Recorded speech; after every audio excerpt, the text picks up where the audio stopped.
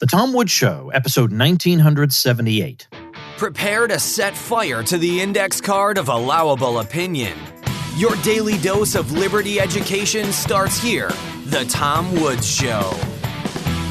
Hey folks, don't even think about missing the libertarian event of the year, the 2000th episode of The Tom Woods Show, live in Orlando, featuring many of your favorites from The Tom Woods Show. And Michael Malice says his special surprise guest, whose identity I myself don't even know, will bring the house down. Cost nothing to attend. Register at tomwoods2000.com.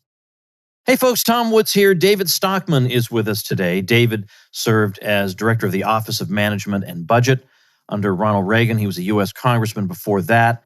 He's the author of numerous books. In particular, the one I highly recommend is The Great Deformation, The Corruption of Capitalism in America. Tremendous book, contains probably the best, most convincing case I've ever seen against the bailouts back in 2008 and thereafter.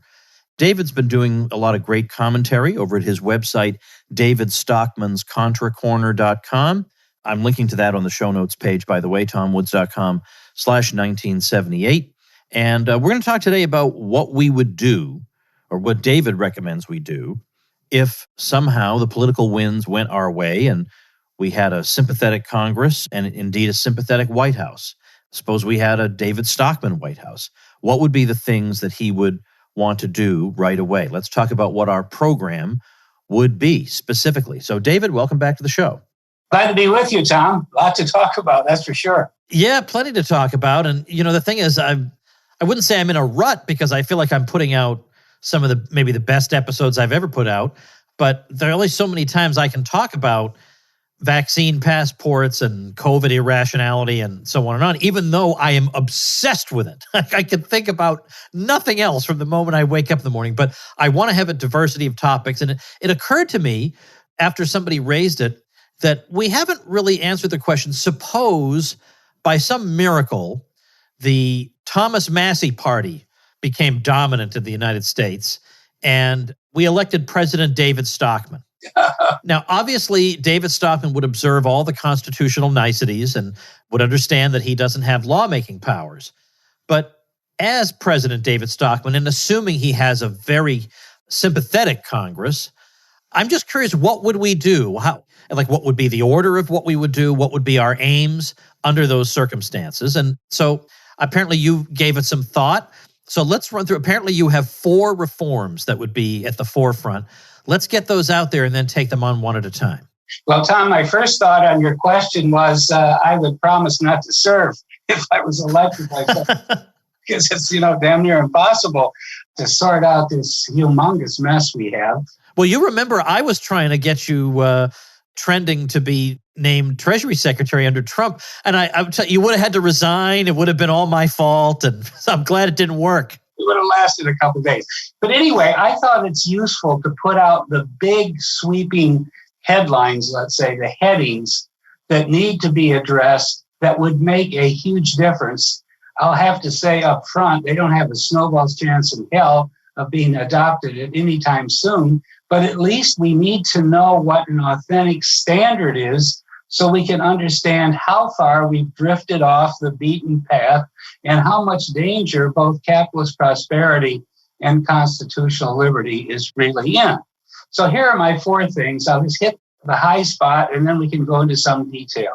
1, reform the Fed root and branch. And I can go through some key things about that go far beyond what some Washington writers may talk about today. 2, hog tie the budget with stern pay-go rules, and I think there's a way to do that. 3rd, rescue the 10th Amendment and re-federalize all of the welfare and education programs that have been usurped by Washington, send them back to the states. And 4, chop the defense budget to the Eisenhower minimum, which today happens to be $330 billion, the amount that he actually said was enough to keep America safe in 1960, in current dollars, of course, when he gave his famous farewell address about the dangers of the military-industrial complex. Those are the 4 big headings: reform the Fed, hog tie the budget. rescue the 10th Amendment and slash defense and bring the troops home, because our national security doesn't require all the bases and occupations and so forth that we have around the world. Now, there's a lot of detail under each of those headings, but I think it's good to get the big picture out first. Yes, right. So let's start indeed with the Fed. Now, I don't know, again, how much could be done through executive order, or, I mean, obviously the Fed was created by an act of Congress, so I don't know if there has to be some congressional, I mean, that almost doesn't even matter. I just want to know what you would want to do. Okay. But what do you have in mind for reforming the Fed and whether it can be reformed? Because the problem is that Fed started off with a fairly modest, if you might call, mandate, and now it has this ridiculous economic planning mandate. How would you ever keep it in a box, even if you did reform it? Well, that's a good question, but I would actually go back to Carter Glass's idea of a banker's bank at the Fed, 12 regional reserve banks with a very limited role.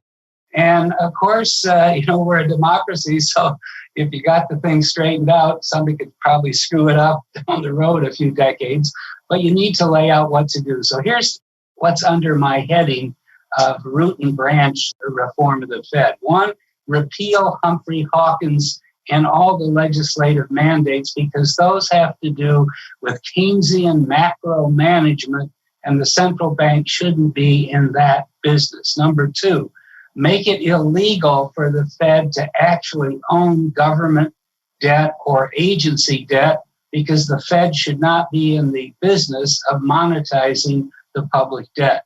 Number three, abolish the FOMC, the Open Market Committee, and get the Fed out of the price targeting, interest rate targeting, which is just the price of money, and debt targeting, and stock market coddling and supporting.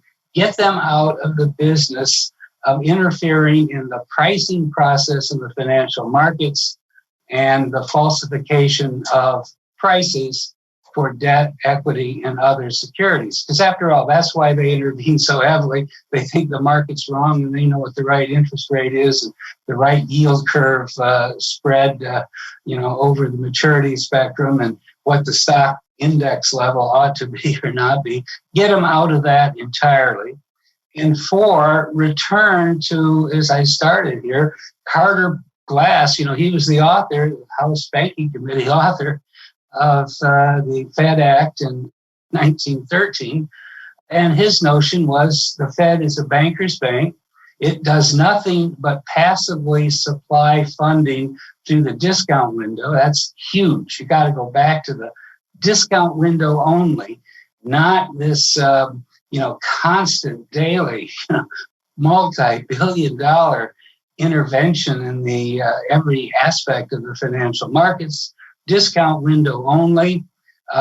Discount window would basically make cash available to banks in the system when they presented good commercial collateral, basically receivables for goods already made and shipped.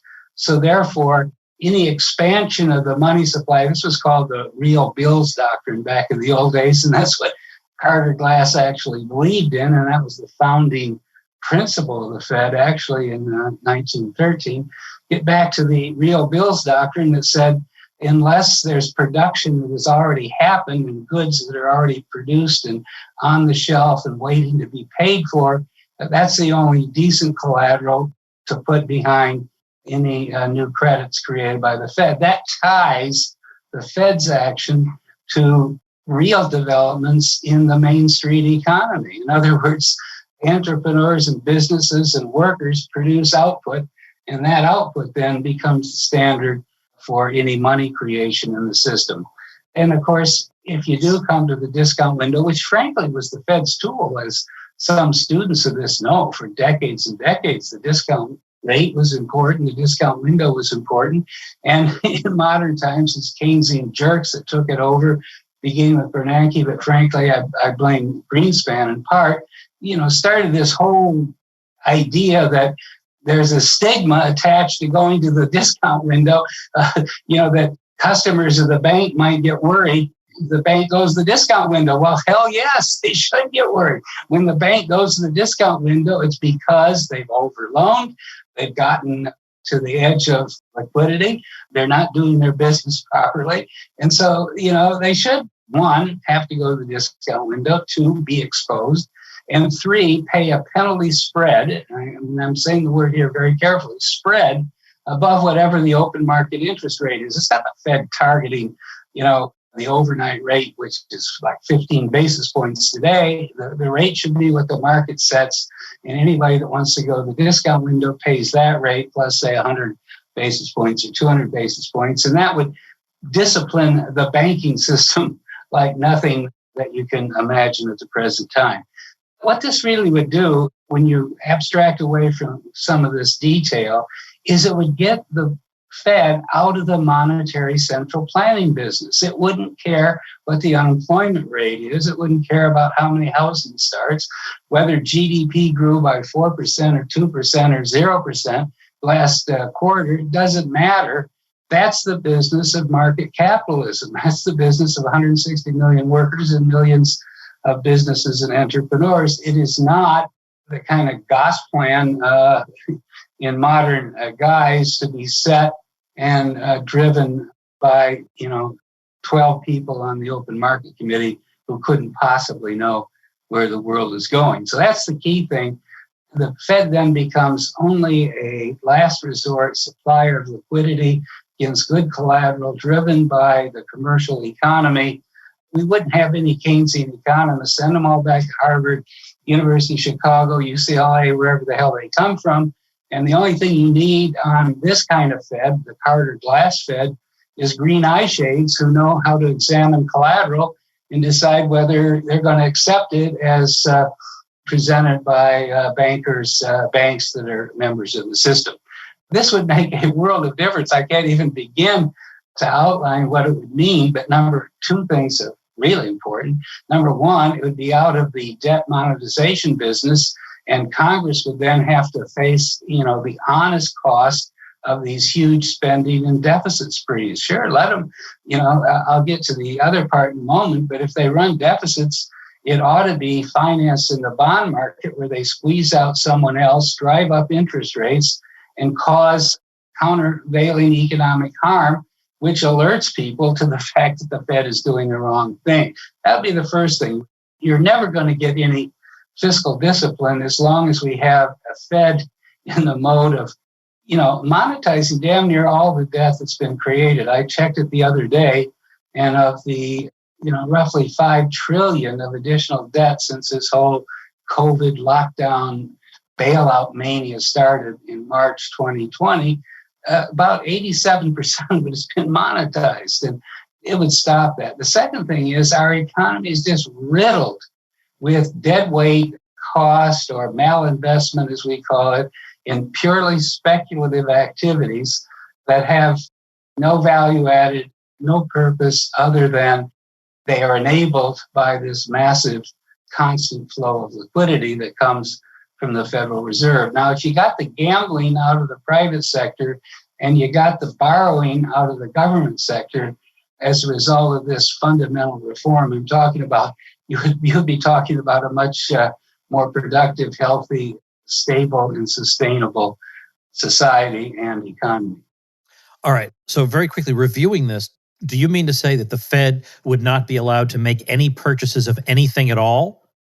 They would not be allowed to make any purchases on their own motion. They could only respond passively. That was the Carter Glass Bank, the Bankers Bank, to collateral presented by real players in the economy. Right.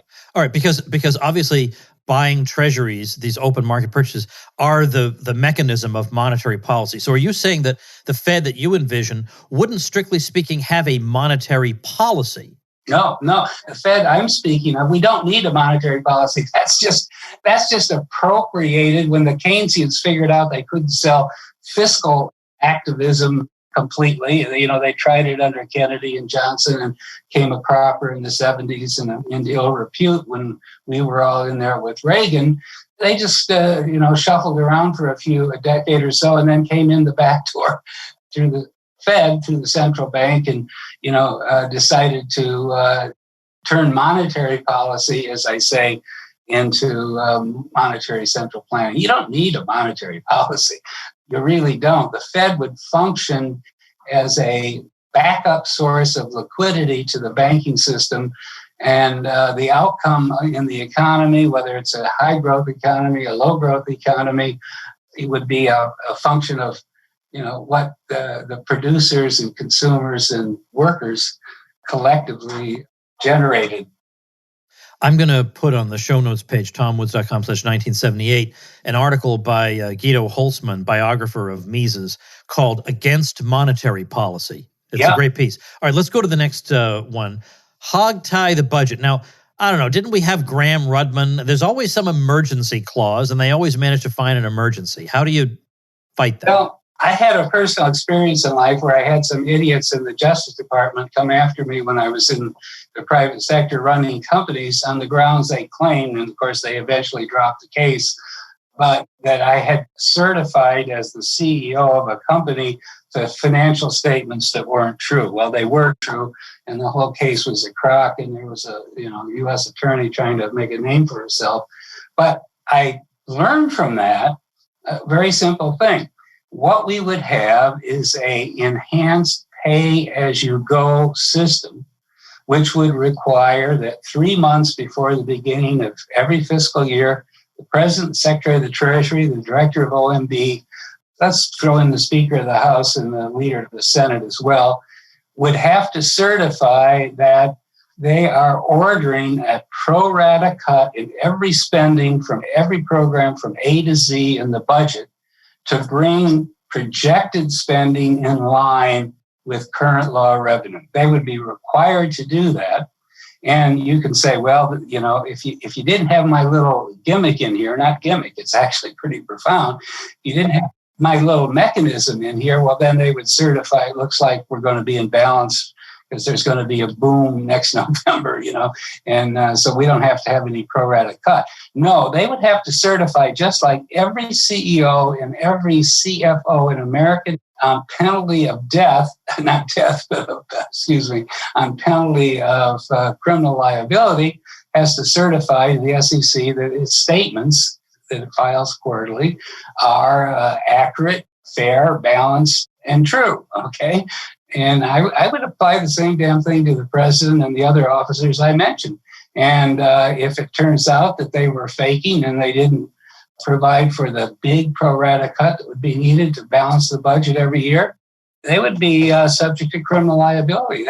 That would change. That would change the dynamics entirely. And then, after all, why are they so special? As I said, every CFO and CEO in America is under that standard right now, and we take it as a matter of course. Every now and then there's a bad apple, but mostly financial statements, they're misinterpreted by Wall Street, but as they're filed with the SEC, they're generally pretty honest because, there's a pretty good disciplining mechanism built into the law. So that's what I would do. I don't think you need the balanced budget amendment. It's I don't know how you ever get it through the states. I think it's very hard to imagine one that would work, but I would just have this mechanism, an enhanced pay-go, built into the law so that you would get this hard look at the coming year. Forget these 5 years and 10 years. They just make stuff up, and there's so many gimmicks and ways around it. It's meaningless. Let's do it 1 year at a time on the horizon that we can see and put the chief officers of the government in harm's way if they don't certify, a 5% cut, if that's what's going to be needed to bring the accounts into balance. That would change everything. Now, incidentally, I know that there are interest groups upon interest groups that would, everybody being subject to these cuts would be violently against this. We're not really looking into the practicality of it. We're saying if we had the political capital to do it, what would you start with? So it's not a response to say they won't let you do that. It's if we could do it, what would we do? So then the third thing is pretending once again that the 10th Amendment is in the Constitution. Right. And now I have a friend, Kevin Gutzman, who's a biographer of both Madison and Jefferson. And he has both a PhD in history and a law degree. And he's told me that when he was preparing for the bar exam and taking one of those crash courses, they actually said to him, in the multiple choice section, if you get any question where one of the options is the 10th Amendment, you can just eliminate that because that's never the right answer. Yeah, that's right. It's kind of been put in the memory hole, disappeared, as they say. You're exactly right. But I think here's what's really important about the 10th Amendment. It's not just kind of originalism here or, literalism as to what the founders were writing or what the document really says. That's part of it, of course. That gives it its roots and its legitimacy. But the real point is the only way you're ever going to control the giveaways and the welfare and, the money that flows into the teachers' unions and the bureaucrats is if you unleash competition between the states. So put the food stamps back to the states, put all the education programs back to the states. There's about 800 billion of means-tested welfare-type programs, including housing and all the rest of the in-kind, welfare benefits that we have. So if California wants to make it really easy to load up on all that stuff, they would get all the, freeloaders in California, and all the workers would go to Texas. And pretty soon, Texas would be booming, and California would be in tough shape, and policies would change. And that is very important. It's pretty clear that in a country as big and complicated and distracted with so many things as we are, you're never going to control this fundamental issue of free stuff and giveaways and taxing the producers to, give money to the non-producers unless you basically send it back to the states. And then, as, Justice Brandeis said, let the states be the true laboratory of democracy that they are. And some states would find that a disciplined approach would make their voters a lot happier and their people a lot more prosperous than what New York and California would likely do. And eventually they would have to face the music rather than log roll in Congress like they do at present. Hey, folks, let's thank our sponsor, Blinkist. You are a wonderful person, I am sure, but Old Woods here is going to help make you a better version of yourself. And don't we all want that? A more informed, confident you? Well, the Blinkist app helps you do that painlessly. There are a million books you want to read to improve yourself, to learn more. You're never going to get to all of them. Blinkist takes top nonfiction titles, pulls out the key takeaways, puts them into text and audio explainers called Blinks that give you only the most important information in just 15 minutes. Blinkist takes top nonfiction titles, pulls out the key takeaways, puts them into text and audio explainers called Blinks that give you the most important information in just 15 minutes. And as you know as well as I do, a lot of modern books are full of fluff, and all you really need are those 15 minutes. On the other hand, those 15 minutes can tell you whether or not this is something you want to explore further without having invested hours and hours of your time. On Blinkist, you'll find nonfiction titles in 27 different categories, ranging from modern bestsellers to even libertarian classics like Capitalism and Freedom by Milton Friedman or For a New Liberty by Murray Rothbard, and also old classics like Machiavelli's The Prince and Seneca's Letters from a Stoic about what the good life is all about.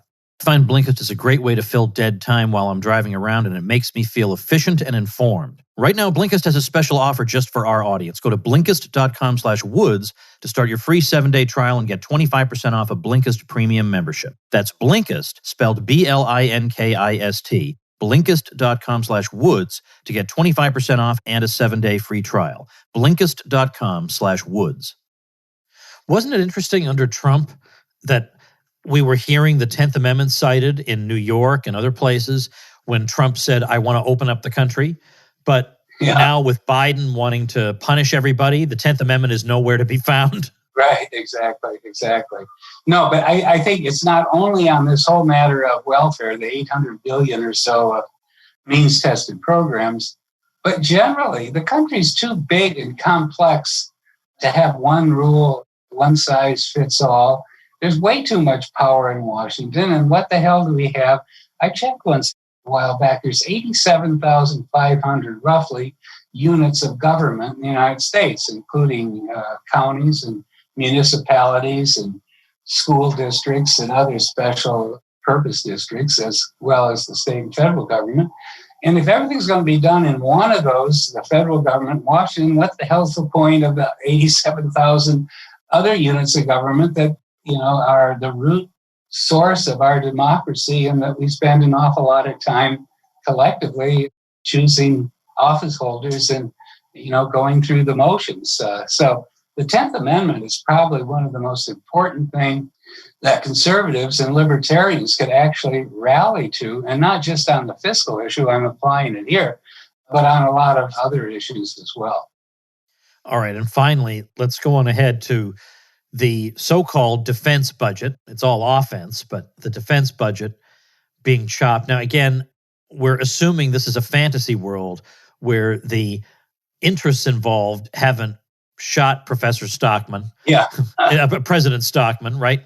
I can't imagine what the response would be. And of course, it would be wild propaganda and hysteria about what would happen. And this would be echoed.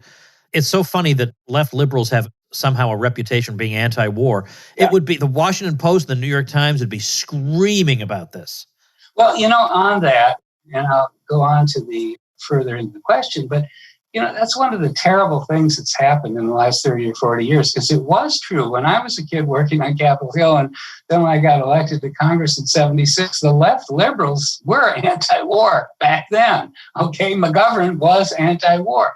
And they all came off the Vietnam War, which was a senseless, slaughter, even genocide when you look back at it now. And, what was the point?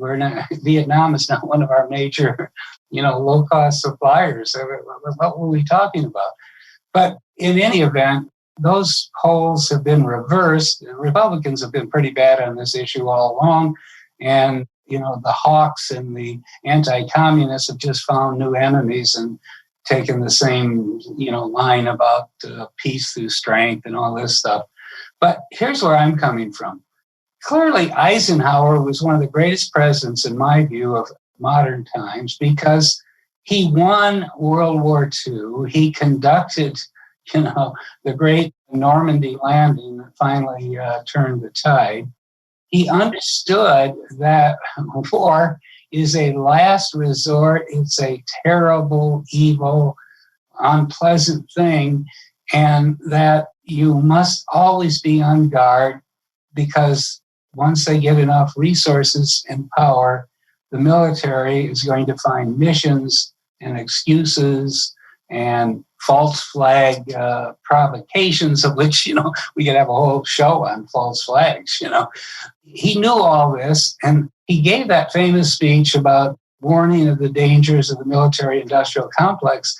And the reason I pinpoint that, the reason I focus on it, is that was early 1961 when he was leaving office. And so a while back I said, I wonder what the defense budget was that year. Well, it turns out in the dollars of that period, dollars of the day as we call it, it was $49.5 billion, the entire defense function. So if you just inflate that to the dollars of today, in other words, adjust it for inflation, that's $330 billion. Right? Eisenhower thought that at the peak of the Cold War, when the Russian, industrial economy had not yet ossified and fallen apart completely, communism had only partly failed, and it was on the way to total failure in the 1980s on its own accord. But he felt that $330 billion of today's dollars was more than enough to provide for the security of the United States in a world where there was a true superpower opponent. Now, today, none of that's true. They're getting all hot and bothered about China, but China's just, one gigantic Ponzi scheme, as we're learning with this latest thing going on with Evergrande and a lot of other things there.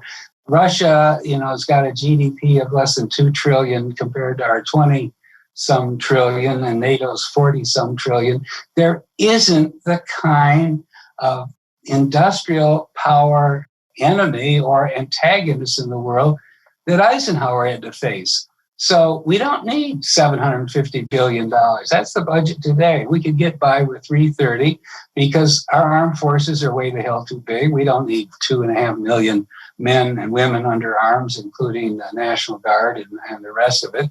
We don't need 11 carrier battle groups. For crying out loud, it's ridiculous. They're sitting ducks. They can't defend the New Jersey shores or the California shores. The only good they do is help you invade a place you shouldn't be invading. So I would get rid of a lot of this apparatus in both manpower and weaponry and go to what Robert Taft wanted to do in the 1950s, which was a Continental Defense. You would have a nuclear deterrent, which we already got. We paid for the Minutemen and the Polaris sea-based deterrent. We have all we need. It's already paid for. It can be upgraded a little bit from time to time. Operating costs aren't much. And that's essentially the defense you need in the world today. All the rest of this is just interventionism for its own sake and, getting in the middle of other people's quarrels for no good end. So that would be my fourth big reform. Well, I have to say, first of all, I like all these. I support them all. I would probably be even more radical with them, but I'm certainly happy with them as a start. I said something a little bit unpopular a few weeks ago when Biden gave an afternoon speech about the Afghanistan withdrawal. And he said, look, if we had stayed there another year, another 5 years, or left 5 years earlier, whatever, none of it would have made a bit of difference. And I couldn't believe what I was hearing because I despise this man. Yeah. But I thought it was a reasonable speech. Yeah. I thought it was a kind of speech that Trump should have given, frankly. I agree with you completely. And frankly, Trump wanted to give that speech. You have to give him credit. He did on his own because he certainly didn't have any staff that was sympathetic. But every time he tried to not even withdraw, but, reduce or retract missions and troop levels, he got totally sabotaged and undermined. I think at most there were like 2,000 soldiers in Syria. He wanted to get them out. He could see there's no point in us being there. We didn't have any dog in that hunt, as they used to say.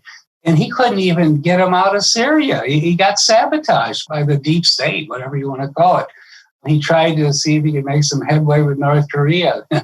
Well, he had nice meetings, and then when he got back, the rest of them spent all their time, undermining and reversing the progress that had been made.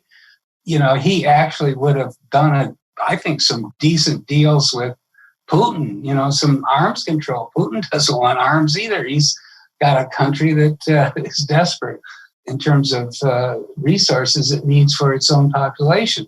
But he couldn't. I mean, they would have eaten him alive. They would have roasted him on Pennsylvania Avenue if he had tried to really have a serious summit or series of summits with Putin. Like, frankly, if we all remember, Eisenhower had with Khrushchev back in the 1950s, late 50s. And he got sabotaged by the Dulles brothers and the CIA, as the whole U2 thing was a setup to stop the upcoming summit from really producing some material arms agreements. So in a way, Trump didn't have a tenth of Eisenhower's savvy and experience and character and all the rest of it, but he tried to do roughly the same thing, and he ended up being totally thwarted and stifled by the powers that be. In fact, ironically, the very military-industrial surveillance security state apparatus that Eisenhower warned about. It's interesting then that Biden got away with it. I mean, Biden, even though both Biden and Trump are in their 70s, Trump seems much more vigorous and robust. Biden seems more hesitating and weak. I mean, in the physical sense of weak. He stumbles over himself. He does not seem like a self-assured person. And yet somehow he stared down the military-industrial complex. You got to hand it to him for that. And I don't know how it happened, but if you look at the record, he was obviously, he's about 95% wrong on almost anything I could think of. But on some of these issues, he's been okay. I mean, in 2009, he told Obama, don't fall for this surge bit from Petraeus and McChrystal and all the rest of these generals. It didn't work in Iraq, and there's no reason to think it's going to work in the foothills of the Himalayas or the Hindu Kush, godforsaken place, the most godforsaken place on earth. So he was on the right side. He got overruled. Obama was so stupid. He brings in Gates as his Secretary of Defense. I mean, that's like, putting the fox in the chicken coop. But in any event, he seemed to be right on a few things along the way. And fortunately, he was able to stand up and take the heat. Now, the thing that bugs me, if you want to know, Tom, is these idiotic Republicans are now pretending, well, this is another Benghazi, or they're going back to idiocy like who lost China in 1949. I mean, they should be on the warpath. Why did it take so long? And why did you spend $2.2 trillion? Why did we lose, the 3,000 or 2,500 soldiers that we did, to say nothing of like 150,000 civilian casualties in a country that couldn't possibly, harm us or impact our national security. So, I guess everybody stumbles into something that's correct. And on this one, he did. So we should acknowledge that. Yeah. No kidding. Absolutely. Well, as we wrap up, tell us a little bit about what you've been discussing lately at David Stockman's Contra Corner so we can get some people over there. Well, my big theme right now is the whole inflation thing, okay? And I'm trying to write in a lot of different ways that the inflation has been here all along. When you create money at the rate that we have, okay, just in the last 18 months or so, the Fed's balance sheet has expanded by $4.6 billion, or more than doubled. That this has created a tremendous amount of inflation in the financial markets. Bonds are way overpriced, which means the yields are so low that the government can borrow with almost, no cost.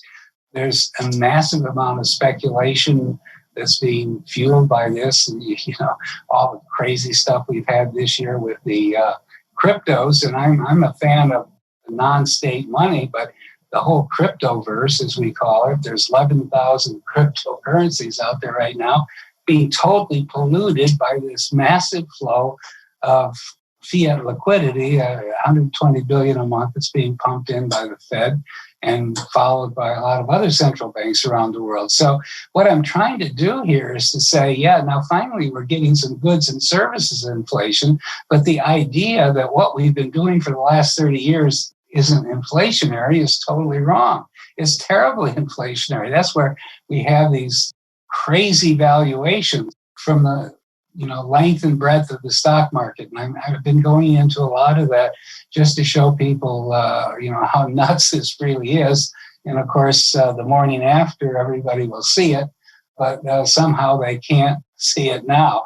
Now, maybe as we get these events like the Evergrande blow up that's happening this week, it's in China, but it doesn't matter that it's in China. It's simply a case writ large of the kind of reckless debt building and speculative enterprise that's been fueled by the central banks, including the People's Bank of China.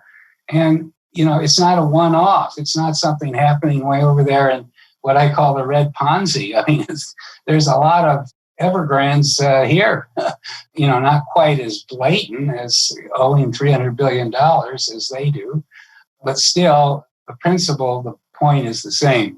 So, this is going to lead to a major showdown. I think what I'm getting to is the Fed is finally going to lose its way. In other words, you can only go so far with the rationalizations and the excuses and all the other nonsense that you hear from Powell. But I think we're reaching the point soon where the goods and services inflation is high enough that the Fed's case, assurance that it's all transitory and we're just catching up for low inflation in the past, all of that's going to become, seriously challenged, if not repudiated. And then I think the Fed heads are going to go in a lot of different directions. They're not going to have consensus. It'll be uncertain as to what they're going to do next. The markets will lose confidence that they get bailed out by a Fed that's fractured and divided. And when that happens, it's Katie bar the door, because there is literally tens of trillions worth of speculative excess out there today in the markets that is going to come out sooner or later. Well, I strongly recommend folks you check out. It's a long domain name, but it's worth typing in. David Stockman's ContraCorner.com. And I will link to that at tomwoods.com/1978. And you can find out what's really going on in the world, which you get some of on the Tom Woods Show, but not the full picture. For the full picture, you need David Stockman's Contra Corner. So go check that out. And David, thank you for your time, and thank you for thinking over my question such that you actually came prepared with 4 specific reforms. I'm very grateful. Thank you. Okay. Well, good to be with you, and we'll discuss these things again sometime. All right, folks, 2 things before we head out. The first one won't apply to everybody, but it is a message I want to relay from a Tom Woods Show listener. He runs Finley Consulting Group, which brings high-performance building enclosure solutions to building and homeowners, architects, and contractors anywhere in the world. Uncontrolled rainwater penetration and condensation leading to moisture-related deterioration are 2 of the most common threats to structural integrity and performance of the modern building envelope. Today, they represent up to 80% of all construction-related claims in the U.S. You can avoid these building envelope issues by engaging Finley Consulting Group to bring their 13-plus years of experience to your new construction project. If you have an existing building or residence with building envelope issues or want to improve the functionality and efficiency of your building envelope, Finley Consulting Group can provide investigative services and provide expert, innovative, and cost-effective solutions to remedy your building enclosure issues. To find out more, head to finleycg.com. That's FINLEYCG.com. Now, the second thing is tomorrow on the program, I'm having somebody from Praxis back on. It's been a long time since I've spoken to those folks. A lot of you know Praxis. Some of you have even gone through their program. But this is an organization that helps people who don't want to go through the expected 4 years of college and then sit by the phone waiting for somebody to call them with a job offer. It's very different. It's an internship or apprenticeship sort of program where you have a 6-month boot camp and then another 6 months interning at a startup. And then at the end of that internship, you can keep working there as your job if you want with the experience you've gotten. And you'll be 3 years ahead of your peers who will be spending those 3 years racking up debt, and you'll be spending those 3 years making money and getting experience. So it's really important, especially at a time like this. And I'm having them on because they're doing something special for students who are stuck on campuses where there are these sudden vaccine mandates. And they're doing something extra to help them out. So tune in to that. Now, you may say, well, I'm not in college or my kids aren't in college. Probably you know somebody who is. But meanwhile, whether you're in college or not, these are things that are affecting our society and that are affecting people who don't deserve this kind of treatment. There are a lot of people suffering under vaccine mandates that don't apply to me. I work for myself and none of that stuff applies to me, but I still listen to it. I'm still interested in it. I'm still engaged with it. And I would ask you to be too, because we're all suffering in one way or another from these crazy demands being made on us. So that's tomorrow's episode, 1979. So I hope you'll tune in for that. And thanks for listening. Become a smarter libertarian in just 30 minutes a day. Visit tomwoods.com to subscribe to the show for free, and we'll see you next time. Like the sound of The Tom Woods Show? My audio production is provided by Podsworth Media. Check them out at podsworth.com.